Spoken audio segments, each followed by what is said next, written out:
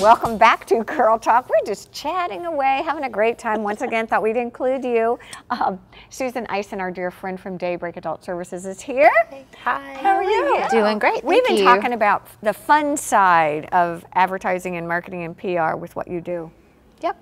Oh, well, we were just talking about look at her. Yep. Talking about a particular ad where you know, we do work with senior adults, and you know, there's always the the downside, but we're looking at it from more of a positive side, what we can do to improve their quality of life. And so one of our advertisements has an elderly gentleman, you know, doing this like, oh gosh, I'm home alone. Yes. Because, you know, although that might not seem like a big deal, for some people it is a huge deal to be home alone if they're not mobile or they can't do things for themselves. Isolation is such a problem. Absolutely. Well, I mean, and that can lead to depression, which can lead to not eating, which the poor nutrition gives them lack of energy, which goes back to the depression and the not being social and the I mean, it all comes full circle. It's very interesting how all that works. And I love the ruby slippers too. Yes. Those are adorable. And that's probably one of the ads that people have seen most is the elderly lady in like a nursing home environment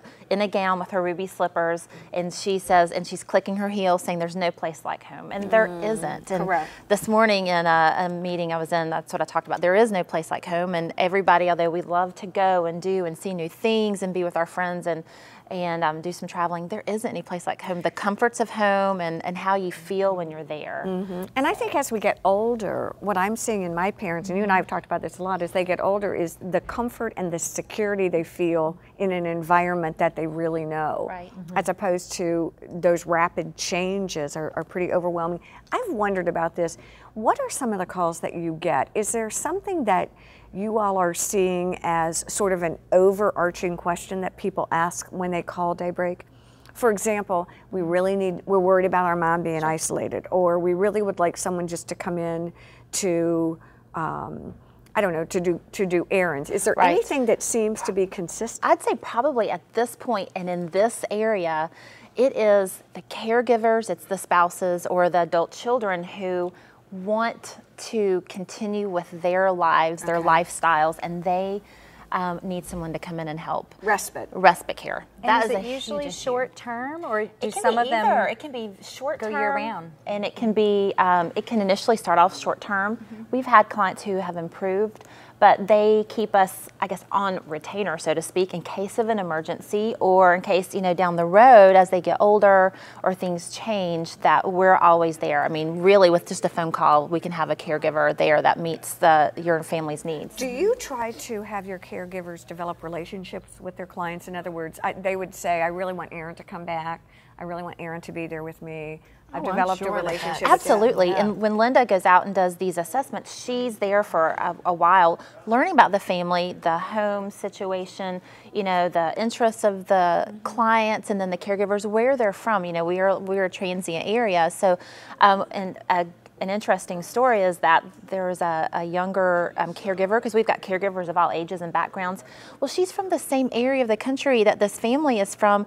And Linda's like, she's perfect. Her personality, I mean, they're a dynamic family, and she's gone in there, and right off the bat, she loved them. So we do want to match. It's like a matchmaking service. I didn't realize there was all of that going on behind the scenes. I mean, you know, it could be, you know, anything from, you know, their interests. If somebody loves sports, you don't want to send a caregiver in there who, you know, can't converse about sports or enjoy taking them somewhere or watching an event. It really does. You know, if there's a lady who likes crafting or gardening, or she likes the sports, you know, we've had, you know, take her to a ball game or I was just whatever. Gonna say, what I'm hearing is there is a lot more than you two, your caregiver, and you sitting down watching TV all day. If there's golfing, I mean, it can be really anything. We have a lady who lives in a nursing home, but she wants to volunteer. It makes her feel like she has a purpose. Sure. She's giving back. So it's great for her. It's very positive.